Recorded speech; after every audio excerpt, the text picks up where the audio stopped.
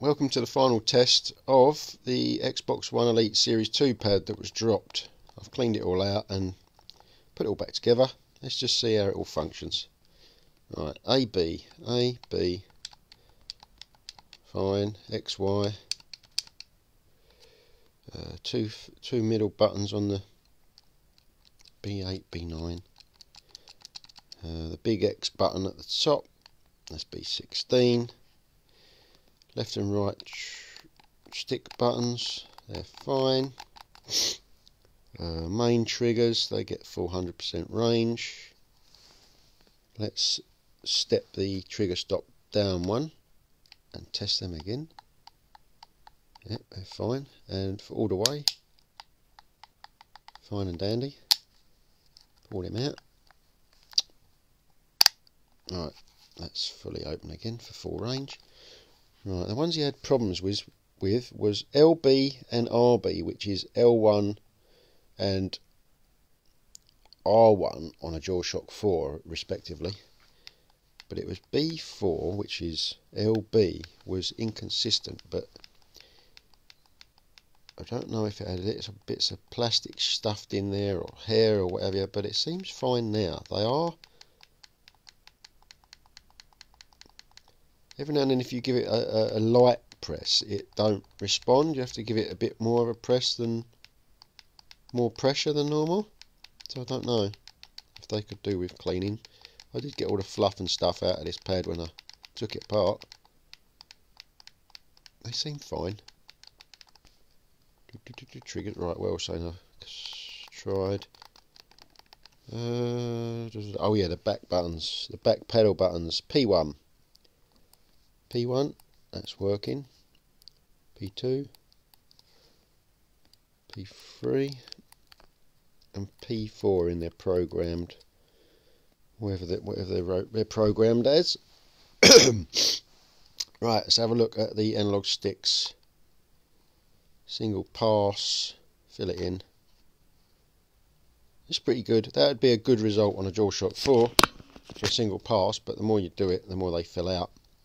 And I've noticed that the Xbox One Elite Series 2 control pad has got a lot more sensitivity range on the analog stick reported positions, because the numbers are there's way more numbers to deal with than on a DualShock 4. They've got bigger radial bands on the DualShock 4, I think, for set power positions.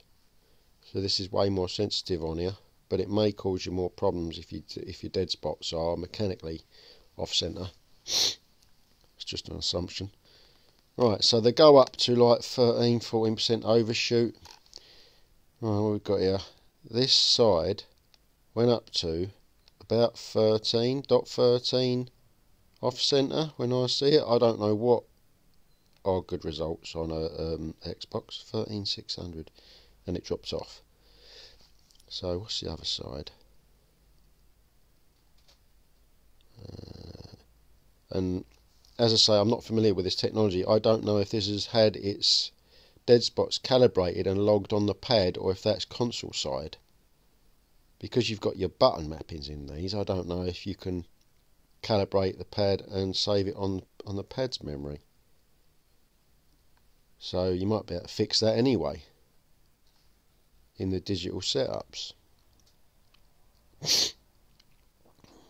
Because dealing with stick drift in these is only, or seems like it's only worth doing once it's mechanically worn out the contact wipers, and when they feel gritty or whatever. Oh, on that left stick, it had a worn or gritty ring, top ring, against the stick shaft, and that's now in that negative position there, so it won't be noticeable in your run position, which is now smooth because I've rotated the whole ring completely round, unclipped it and put it back in. Well, seems fine. And what was I saying? Oh yeah, notice axis 1, the numbers, dot, 4 zeros and an 8, that is so much finer on its reporting, number reportings, but it's like the sloppiness of the actual floating spring position. Let's see if we can show you. It's just, I don't know, it's down to like between stick tension spring and mechanical seating position as well. They're a bit more complicated. And it's not the actual potentiometer stick mount, because I've got two of those in one of my DualShock 4s. It's the way that the PCB and the chipsets report the position. So it's something to do on that side for response curve, the way it's calculated.